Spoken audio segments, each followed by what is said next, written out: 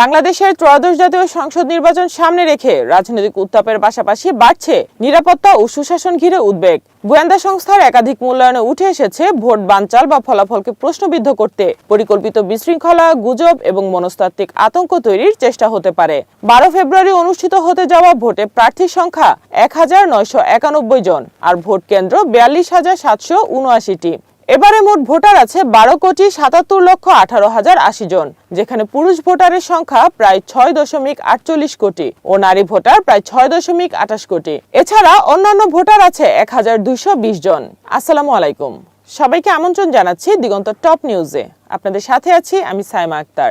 আমাদের আজকের বিষয় নির্বাচনে ব্যালট জালিয়াতি, বিদ্যুৎ নাশকতা, সশস্ত্র গোলযোগ ও গুজব যুদ্ধ নিয়ে অস্বস্তির ছায়া।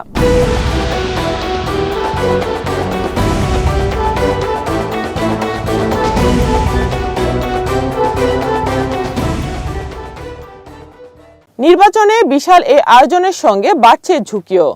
গোয়েন্দা ও নিরাপত্তা বিশ্লেষকদের মতে এবারে নির্বাচনে 4টি বড় ঝুঁকির ইঙ্গিত রয়েছে: ব্যালট জালিয়াতি, মোবাইল ভিত্তিক গুজব, সশস্ত্র স্থানীয় গোলযোগ এবং বিদ্যুৎ নাশকতা। বিশ্লেষকদের ভাষায় এসব কৌশলের লক্ষ্য সরাসরি ভোট ডাকাতি নয়, বরং নির্বাচন প্রক্রিয়াকে অবিশ্বাস্য করে তোলা, যাকে বলা হচ্ছে বিশ্বাসহানী রাজনীতি। ব্যালট জালিয়াতির ক্ষেত্রে আশঙ্কা করা হচ্ছে সীমিত পরিসরে হলেও অতিরিক্ত বা ডুপ্লিকেট ব্যালট ঢুকিয়ে ফলাফল নিয়ে বিতর্ক তৈরি হতে পারে। অন্যদিকে মোবাইল ফোন ব্যবহার করে মুহূর্তেই ছড়ানো হতে পারে ভুয়া হামলার খবর, ভোট স্থগিতের গুজব কিংবা উস্কানিমূলক ভিডিও। নিরাপত্তা কর্মকর্তারা বলছেন 1 মিনিটের একটি গুজব পুরো এলাকার ভোটে প্রভাব ফেলতে পারে। আরেকটি বড় উদ্বেগ বিদ্যুৎ নাশকতা। ট্রান্সফরমারে হামলা চালিয়ে ভোট কেন্দ্রে অন্ধকার তৈরি হলে গণনা বিলম্ব, আতঙ্ক এবং বিশৃঙ্খলার আশঙ্কা রয়েছে।